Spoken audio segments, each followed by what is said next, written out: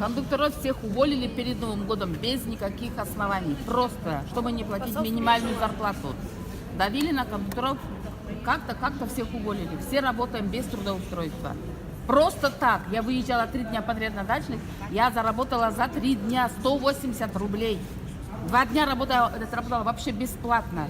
В 5 утра встала, 10 часов легла спать, у меня дети, у меня семья, у меня и квартира, все, я ничего не зарабатываю. Что это такое? У нас получается бесплатная рабочая сила. Что такое? Что за бардак, что за беспредел творится вообще у нас в Сыктывкаре? А с НТП что говорят по поводу этой ситуации? После забастовки? Ничего не говорят. Они ничего не говорят. Они говорят, вы вообще тут никто, уходите, мы никто. Как работать, так мы нужны, а как так мы никто. Деньги мы не должны получать, только должны работать бесплатно. Все.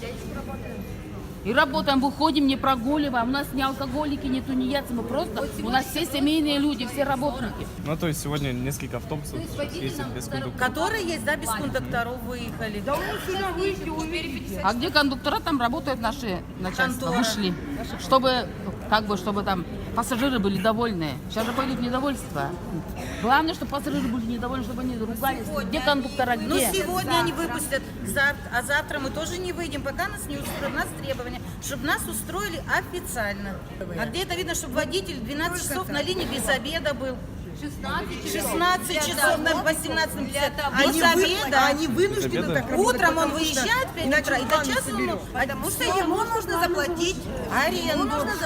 Если он аренду не закроет, он со своего кармана доплачивает деньги, чтобы он на утро еще раз выехал на линию, чтобы он вышел на работу, понимаете? мы остаемся. Часто, да, такое происходит? Это каждый день. Каждый день такое, каждый день. Водитель носит по 2 дня эту выручку, потому что он не добрал план. Касса не принимает, потому что ты не добрал план. Он опять ходит, он второй день приходит, опять не сделал план. Потом пишет он расписку, что у него это вычет заработной платы.